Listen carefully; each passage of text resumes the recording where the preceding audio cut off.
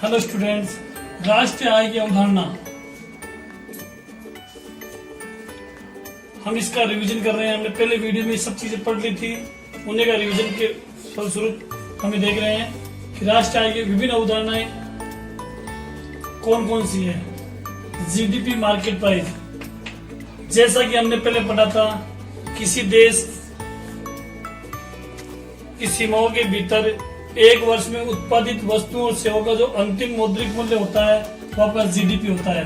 GDP market price यदि हम फॉर्मूले के सूत्र के रूप में लिखें, C plus I plus G plus X minus M, consumed, investment, सरकारी खर्च और शुद्ध निर्यात, इनको जोड़ दिया जाता है तो जीडीपी मार्केट प्राइस प्राप्त हो जाती है। C का मतलब होता है कंज्यूम्ड, वर्ष भर का उपभोग। I का मतलब होता है आपका विनियोग खर्च, और ये सरकारी खर्च, और ये शुद्ध निर्यात। इनको जोड़ने पर जीडीपी मार्केट प्राइस प्राप्त होती है।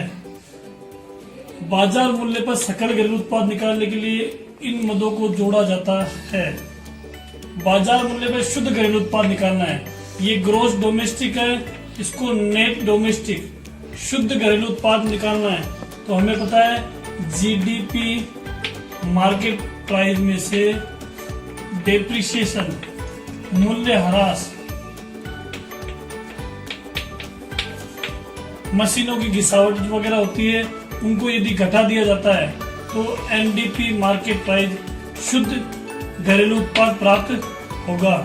तो जीडीपी में से डेप्रिसिएशन घटाने पर एनडीपी प्राप्त होता है, और एनडीपी ये मार्केट प्राइस है।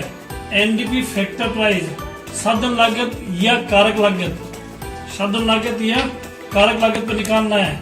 तो हमने तीसरी अवधारणा कारक या साधन लागत पर शुद्ध घरेलू उत्पाद, हमने जीडीपी को एनडीपी में बदलना सीखा था। जीडीपी में से डेप्रिसिएशन घटा देते हैं तो शुद्ध घरेलू उत्पाद प्राप्त होता है। नेट डोमेस्टिक प्रोडक्ट, शुद्ध घरेलू उत्पाद, एफसी निकाले फैक्टर कॉस्ट, साधन लागत, वो निकालने के लिए एनडीपी शुद्ध घरेलू उत्पाद मार्केट प्राइस में से इनडायरेक्ट टैक्स को घटाया जाता है और सब्सिडी को जोड़ दिया जाता है। तो हमें net domestic product factor cost निकाला जा सकता है। अब चौथी अवधारणा बाजार मूल्य पर सकल राष्ट्रीय उत्पाद, जीएनपी। यहाँ जीडीपी था, यहाँ जीएनपी राष्ट्रीय उत्पाद है ना। तो यहाँ हमने पढ़ा था कि जो जीडीपी होता है मार्केट प्राइस, उसमें एनएफआईए को जोड़ दिया जाता है। जीडीपी में एनएफआईए को जोड़ दिया जाता है तो जीएनपी मार्केट प्राइस निकल जाता है। एनआईएफए का मतलब भी बताया था, विदेशों से प्राप्त शुद्ध आय, विदेशों से प्राप्त शुद्ध आय, विदेशों से प्राप्त शुद्ध आय जो हमने पढ़ी थी कि हमारे देश के में जो विदेशी काम करते हैं वो अपना पैसा अन्य देश में भेजेंगे। अन्य देश में जहां अपने देश के लोग काम कर रहे हैं वो अपना पैसा यहाँ भेजेगा। उनका जो नेट बनेगा वो NFIA, net factor income from abroad, विदेशों से प्राप्त विदेशी आय को जीडीपी में जोड़ देने पर जीएनपी प्राप्त होता है। अब जीएनपी को एनएनपी बदलना है, बाजार मूल्य पर शुद्ध राष्ट्रीय उत्पाद निकालना है।